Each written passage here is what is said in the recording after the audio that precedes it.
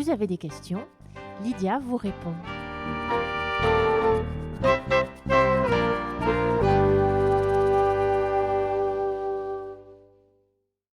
Voilà la question que je viens de recevoir concernant le deuil.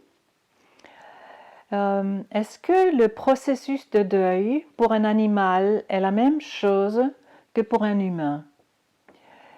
J'avais un merveilleux chat et j'avais l'impression qu'il me comprenait. Il a été empoisonné avec des souffrances terribles. C'est une question que je reçois de temps en temps avec des gens qui ont eu vraiment une relation extrêmement forte avec un animal et qui se sentent presque honteux de poser cette question. Alors que il me semble absolument évident, en fait, la souffrance du deuil, il faut qu'on comprenne ça. La souffrance du deuil dépend de l'attachement qu'on a eu, de la relation qu'on a eue avec l'être qui a disparu.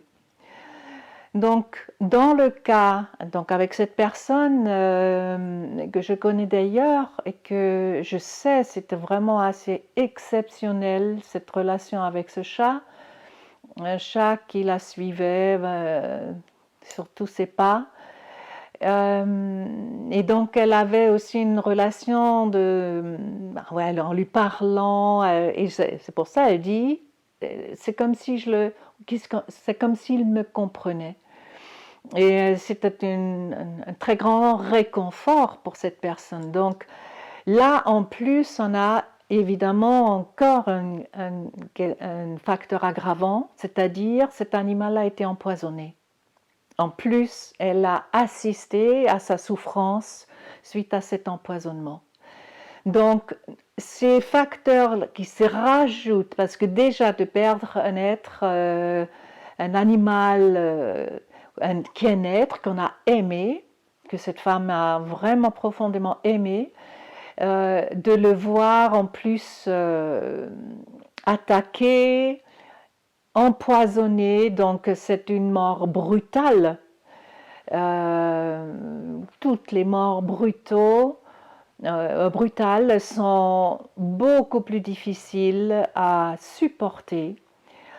Et en ce cas, que ce soit un être humain, que ce soit un animal, il y a un facteur aggravant parce qu'on a ces images, en plus parce qu'on assiste à la souffrance de la déchéance de cette bête ou d'une personne qui a été attaquée, violentée, assassinée. Évidemment, ce sont des souffrances plus fortes encore à cause du choc, c'est un traumatisme qui se rajoute.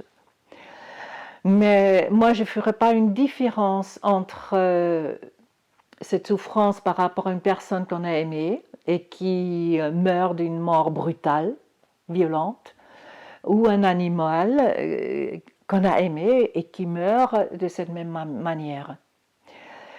Intérieurement, il y a d'abord quelque chose à traiter par rapport à la violence. Donc je pense là, évidemment, il y a certainement beaucoup de colère. Et cette colère, c'est vraiment nécessaire qu'elle soit exprimée, qu'elle puisse sortir, parce que c'est affreux de voir des choses pareilles. C'est des images qui reviennent, puis évidemment avec le temps ça peut s'espacer, mais c'est quand même, il y a des événements post-traumatiques, ce stress post-traumatique qui peut survenir et qu'il faut traiter à part. Ce qui n'est pas dans le cas quand on a un décès qui s'est passé d'une manière beaucoup plus paisible, même si c'est au bout d'une maladie, et quand c'était attendu. Donc à partir de ce facteur commun avec humain ou animal, une fois qu'on a pu traiter et vraiment rentrer dans cette souffrance traumatique, je pense qu'on va arriver aussi, après un bout de temps, à la souffrance du manque, et qui est toujours centrale dans tout deuil. Plus qu'on a aimé quelqu'un, plus on avait l'attachement, plus cette souffrance-là sera forte. Et en même temps, elle fait partie de la traversée du deuil. Et d'arriver, évidemment c'est important qu'on puisse pleurer dans cette situation, qu'on puisse le formuler, qu'on puisse l'admettre, ce manque. Et c'est là aussi que je trouve très important ce que j'appelle l'art du deuil, quand on est à cet endroit-là, parce que c'est ces êtres qu'on a beaucoup aimés, qui nous ont aussi beaucoup apporté. Et donc, c'est là que je fais intervenir la gratitude, le remerciement pour ce que l'on a reçu pendant le temps qu'on a pu passer avec cette personne ou avec cet animal, de ce qu'on a reçu et que vraiment puisse exprimer ça. Parce que oui, c'est vrai, une partie de la réalité, c'est un aspect de la réalité qui est absolument vrai, il n'y en a plus, c'est fini, et fini pour toujours, oui. Donc, on ne va pas nier cette réalité-là, mais il y a un autre versant à cette réalité, c'est que on a reçu, on a vécu des choses. Et ça, c'est aussi une réalité et qui continue à être vraie, même si la personne ou l'animal n'est plus là. Et on a une gratitude envers ce deuxième aspect, c'est-à-dire tout ce cadeau qu'on a eu à travers la rencontre avec cet être. Et ça, c'est important qu'on puisse l'exprimer justement au moment où on est en face de ce manque et que ça fait si mal.